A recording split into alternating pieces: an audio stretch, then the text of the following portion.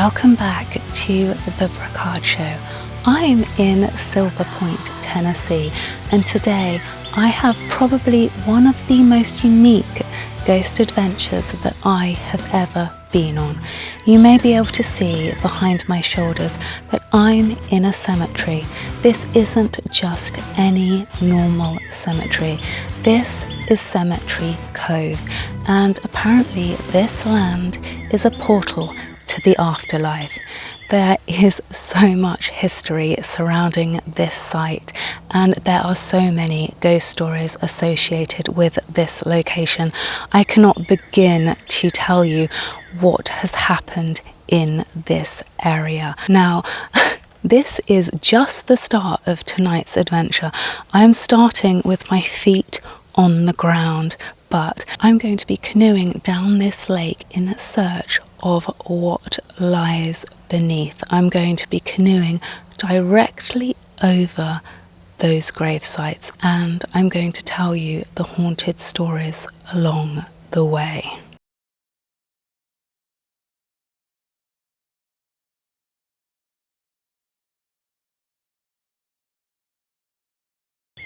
Welcome back to the Brocarde Show.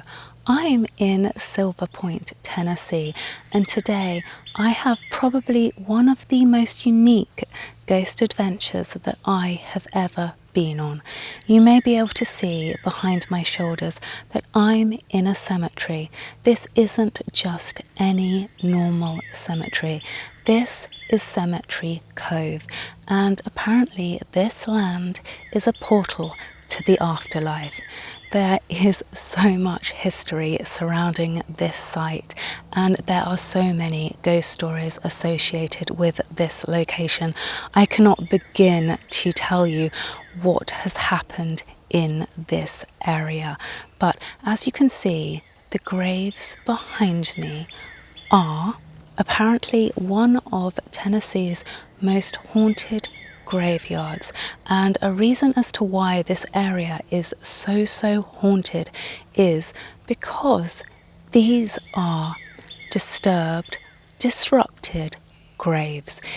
If you look down that bank behind me, there is a whole town and a whole city buried beneath the surface. And when the government were creating the lake behind, they disrupted a lot of the graves that have been here for hundreds and hundreds of years, and in doing so disrupted the spirits, and apparently they no longer rest in peace.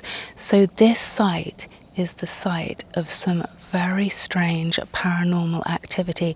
It is also the site of some Native American graves, and if any of you know Native American culture, they believe in the legend of the skinwalker, and apparently there is a figure that stalks this very graveyard who some believe is a skinwalker.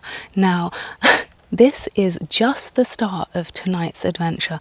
I am starting with my feet on the ground, but I'm going to be canoeing down this lake in search of what lies beneath. I'm going to be canoeing directly over those grave sites, and I'm going to tell you the haunted stories along the way. So, what causes these hauntings?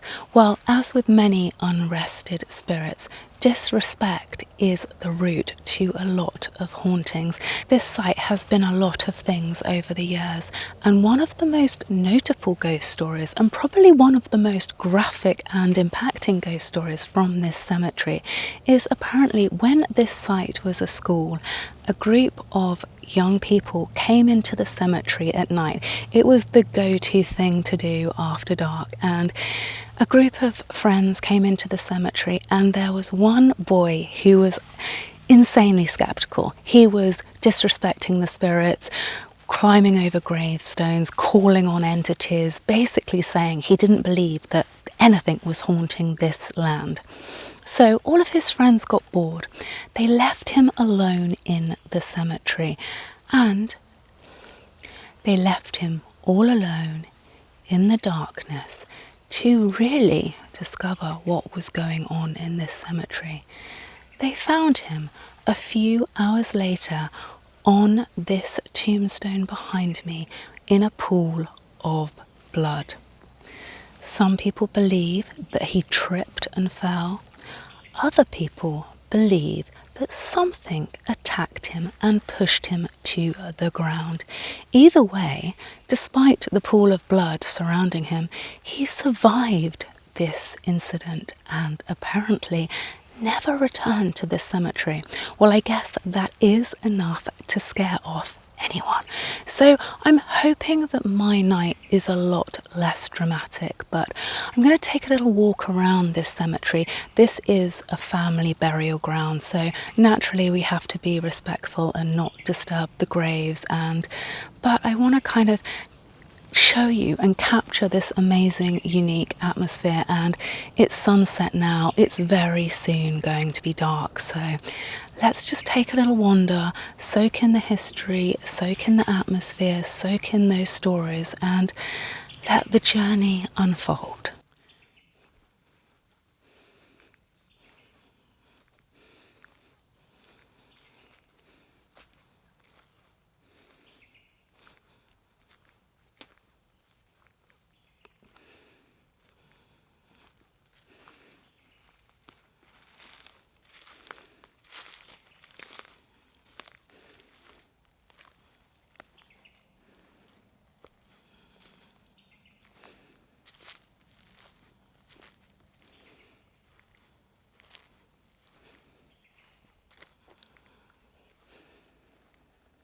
As you can see, many of these tombstones are completely desecrated. Some of them are kind of half into the ground, half hanging out of the ground.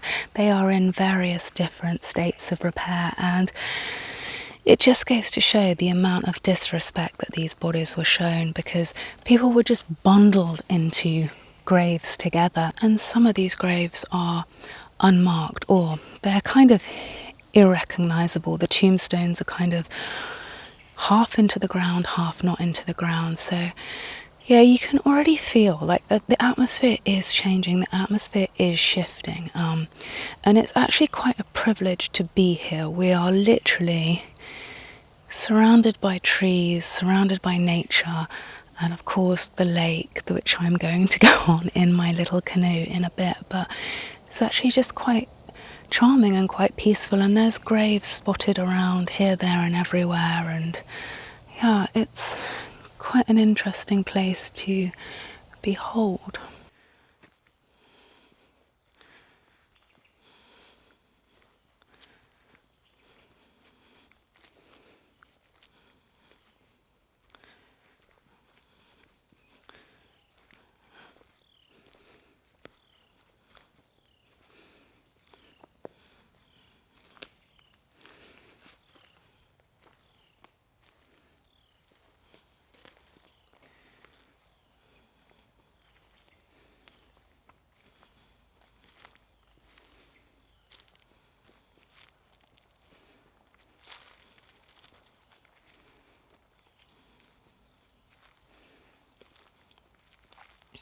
Some of these tombstones are quite unique, like these pillar-shaped ones behind me. There are actually 8 bodies buried underneath this pillar, and as you kind of walk across this cemetery, there are pieces of like tombstone with slight inscriptions sticking out of the ground. So it's quite an interesting place, quite a unique place, as I keep saying. But yeah, it's kind of chilling. It's getting cold now as well. This is one of the most haunted places in Tennessee, and Tennessee's an interesting place because when you look into it and you sort of, on surface level, hauntings don't seem as prolific as some places. Like, you know, you go to New Orleans and every single building has a story of a haunting. But here, there are those stories. You just have to look a little harder for them. And when you do find them, they are a lot more unique. And the reasons for those hauntings are usually quite unusual and quite unexpected, which for someone like me, that is hugely exciting. And that's the kind of place that I love to come, I love to uncover. I was saying earlier that every day I go into haunted hotels, haunted locations, and I love hearing those stories. I love talking about those ghosts. But when you come somewhere that's really different, really unique, and has a story that's very, very unique, and obviously historic reasons as to why that land is perhaps more haunted than anywhere else. I mean, where cemeteries are full of dead people, so obviously there are cemeteries that are haunted. Most people would hold the assumption that a cemetery is a natural place to go if you want to spot ghosts, and if you want to I think that was a coyote, which at this point is potentially more scary than the possibility of a skinwalker. Actually, no, it's not. A skinwalker, which I have not yet encountered, is quite a scary thought. Keep looking over my shoulder. I was told that in this cemetery there was a shadow figure that people keep seeing out the corner of their eye, and as we're losing the light, I can kind of see that. I can see why people feel that, because sort of you look through the dense set of trees and your mind kind of plays tricks on you, and you're kind of looking behind you, you're looking over your shoulder, you hear a few broken twigs and broken branches, and it becomes slightly more unsettling than it was in the daylight. But that's what ghost hunting is all about.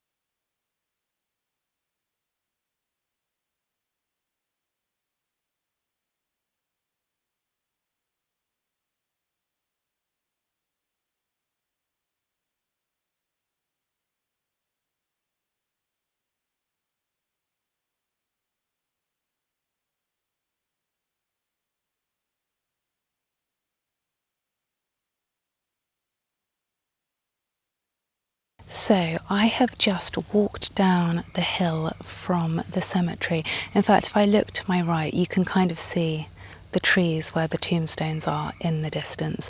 And I have come to the site of another quite disturbing ghost story. This area here, as you can probably see behind me, it is a playground. It's not just any playground. This is the haunted playground. Many people find this area to be highly haunted and highly disturbing, and the reason for that is when this site was a military base, a young girl died here. She was swinging on the swings and she passed away, and I'll tell you the story of what happened to this young girl. Her mother was making dinner one evening and the child said, "Can I go and play on the playground?" The mother's like, "Oh, of course, of course, of course, of course." And she came out to check on her about halfway through, and her daughter was sitting on a swing, and next to her on the swing was another little girl, and they were being pushed by two little boys. They were laughing, they were singing Ring a Ring a Roses. She was pleased that her daughter was having so much fun. Anyway, she kind of smelt something burning, and she remembered that she'd left the dinner unattended. So she rushed back to the house to take the dinner out of the oven. And when she got there, she heard a blood-curdling scream. She ran back out to the playground and she found her daughter with her neck snapped on the floor in front of the swing in a pool of blood. There were no children. It was just her daughter there, and she passed away, and that is a grisly, awful way to die. And the police came and said that there are no children. There are no children on the military camp at all that night. And it kind of begs the question, who were those 3 children? Were they children? Were they ghosts? Were they unrested entities? And how did her daughter die? Was she killed? Was she murdered by these spirits? And yeah, that is I don't have the answers to any of those questions. I'm just relaying the ghost story. And there's a few interesting things to point out down here. The tree behind me grows in a very, very strange way. The swings are no longer here because they removed them after that terrible accident. They haven't been here since the time that that young girl died. However, in the very spot that her body was found, there is a tree, and it grows very, very abnormally. It grows like a pitchfork shape, which some say is the sign of the devil. Now, it's pitch black here now. I'm not sure if you're going to be able to see the silhouette of the tree, but I'm going to try and show you.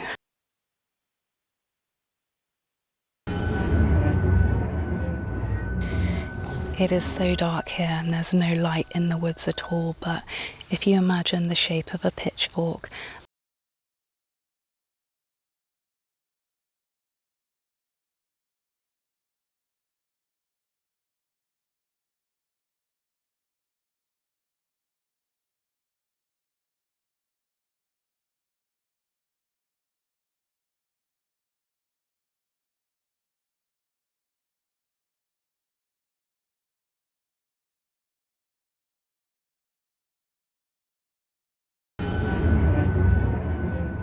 a moment ago, I told you the story of the 3 phantom children.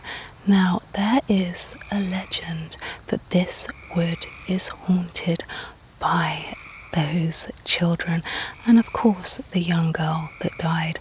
A lot of people in this area spot children darting through the trees, and the story of who those 3 children could be is quite fascinating. These 3 children died when their house was set on fire and they were locked inside the closet. And ever since, they are said to roam these woods. So that other young girl, had they found someone new to play with, had they found someone else to take to the other side, to be their forever playmate, that is a theory of the children of the haunted wood. It was quite funny, like when I was at the top of the hill by the cemetery, just as it was getting darker and darker and darker, I said to you, it feels like there's something between the trees, like your eyes catch shadows and you kind of think, is that something? Is there something there? Is there something watching me? And this next story is a story of just that. This is from one of the tour guides, and they do ghost tours here, especially during Halloween. And apparently he was looking up into the woods behind and he sees what he describes as a shaman shadow figure between the trees behind the group that he was talking to.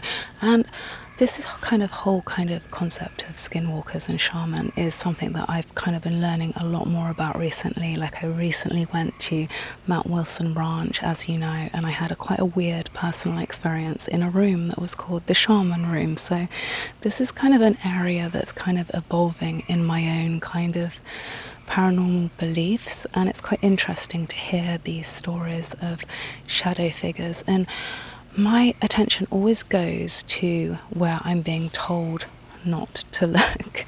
You're being told a story of this area, and she was sharing a story of this area behind in the woods and shadows behind the woods, and my eyes were literally just darting off over there because there's definitely something going on over there. But it's dark, we're in the middle of a woods, like your eyes can play tricks on you, you can see a shadow, you know what it's like. This is quite a haunting location anyway, and you can hear now the sunset, the wildlife is quite ripe. You can hear coyotes, you can hear all kinds of animals, and you can kind of see things, and it is that kind of horror movie setting when you're walking over crunching branches and you're seeing shadows here and your eyes are playing tricks on you. So it's quite interesting, and as it gets darker and darker and darker, the atmosphere kind of changes yet again, and it'll be interesting to see what it's actually like once I get on the canoe, which I don't think is too far away now. So let's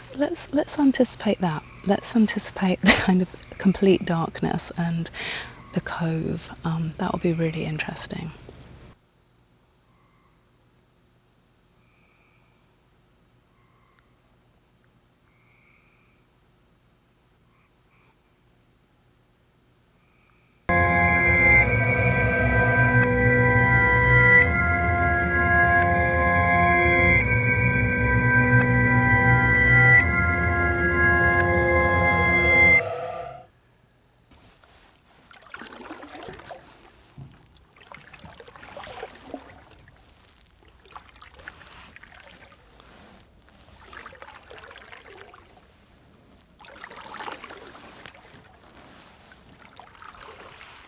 So here I am in my canoe. I have to say the canoe journey over here was probably one of the most beautiful moments that I've had over here in the USA. The starry sky and just the tranquil water, and I am not the best rower, and this canoe can flip, so literally we didn't film the journey over here because the camera is in the boat with me and I just couldn't risk flipping over. But this is the most hauntingly tranquil thing I think I have ever done. And right now we are in the middle of the cove. Beneath the boat are the graves of those people who are not forgotten. Because we are talking about them here today, and there are a few ghost stories that I can tell you from this very location. I can tell you so many ghost stories from these haunted waters, and the fact that I'm sitting here in this tiny little canoe and recounting stories of things beneath the water, forces that grab people and pull them beneath the surface. It's quite a alarming, unsettling thought really when you're sitting here in this tiny little canoe. So there's a few haunting ghost stories from this cove, and some of them are quite charming. There is a friendly ghost called Buddy, and it's not an uncommon thing to have boats breaking down randomly in this cove, and a lot of people say that a guy named Buddy comes to help them out, and Buddy is no longer with us. Buddy is a ghost, and he happily comes and helps people if their boats have been broken down. He restarts engines and disappears off into the night. There are some really dark, haunting, scary ghost stories from this lake of people being grabbed and sucked underwater. In fact, there was a party boat that came out here, and they noticed that one of the girls on the party boat had disappeared, and they realised that she'd fallen into the water, and one of her friends was trying to retrieve her from the water, and he vividly describes something pulling her back into the water. And those kind of stories, when there's only a canoe between you and the ocean, and when you're literally floating over hundreds and hundreds of dead bodies, is quite unsettling. But this is probably one of the most charming ghost hunts I've been on in a while.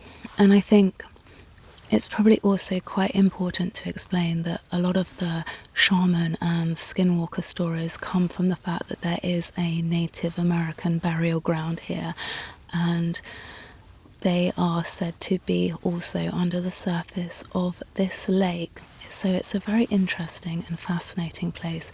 It's a very chilling place.